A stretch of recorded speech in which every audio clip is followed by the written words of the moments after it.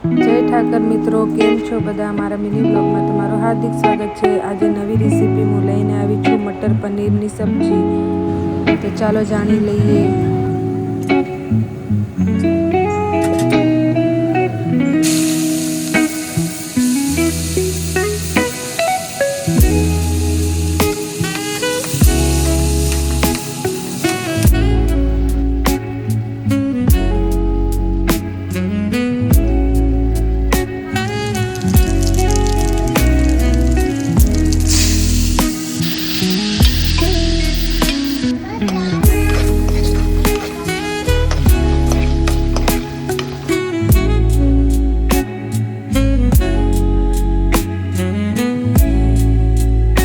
પનીરને થોડુંક ચેડવી લેવાનું છે, થોડુંક ચડી જાય, કકડી જાય એટલે તરત કાઢી લેવાનું છે, વધારે એને શેકવાનું નથી।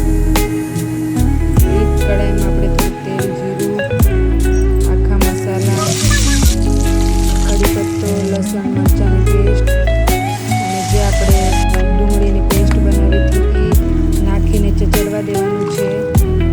તેલ ઉપર આવે એટલે ટમાટરની પેસ્ટ નાખવાની છે, બાફેલા વટાણા નાખીને થોડુંક ચચડી જવા દેવાનું। પછી 5 મિનિટ પછી મસાલો સારો પાકી જાય એટલે પનીર નાખી દેવાનું છે।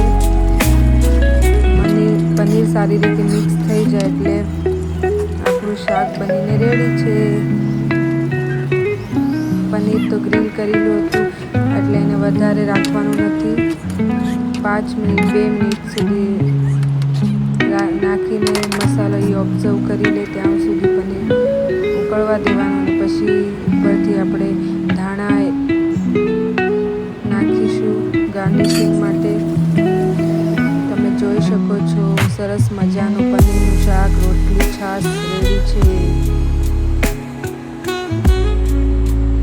વિડીયો સારો લાગે તો લાઈક, સબસ્ક્રાઈબ, કમેન્ટ કરજો। જય ઠાકર।